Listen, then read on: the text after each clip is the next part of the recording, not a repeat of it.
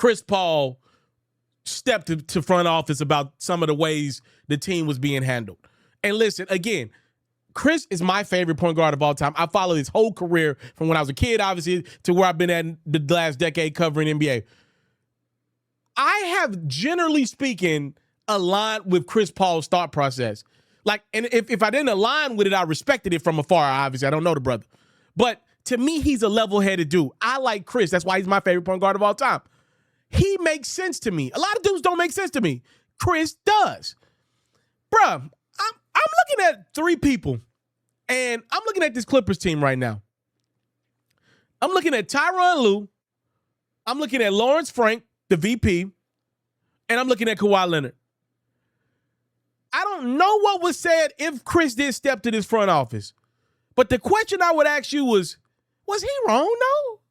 Was he wrong? No. Bro, the Clippers have no energy around their franchise. They're one of the worst teams in the West.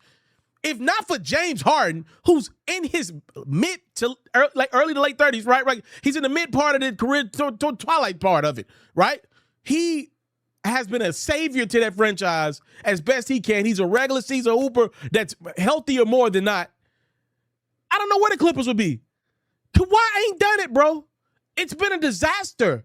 When you go back and look at the Paul George element of it, when you go back and look at what Shea's doing in OKC, Steve Ballmer's got money on top of money, one of the richest people on God's green earth. Y'all make sure to remind me one day to tell the story how me and my wife bumped into Steve Ballmer, one of the 5 richest people on this earth, and how my wife blew it. All right, I'll tell y'all that in the story today. Yes, she blew it. We met him. We literally, anyway, was Chris wrong? No. Like, who's going to be held accountable for what the Clippers have become? A new arena is on the line.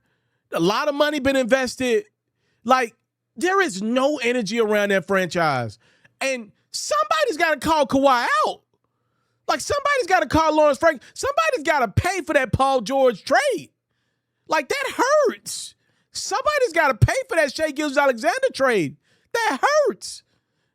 And like, Tyronn Lue has been guaranteed to be the Clippers guy going forward. They released a statement about that. Why does he get a pass in all of this? There are some things out there about Ty Lue that I'm not going to say, I'm not going to speak on for the sake of things in my career that I don't want to jeopardize right now. But why does he get a pass? Why do these guys in LA get a pass? Because they're the Clippers? Because they ain't LeBron? Because LeBron ain't on their team? Because they ain't coaching LeBron? Because they ain't running the front office like LeBron? If LeBron was attached to the Clippers right now, everybody would have been lost their job.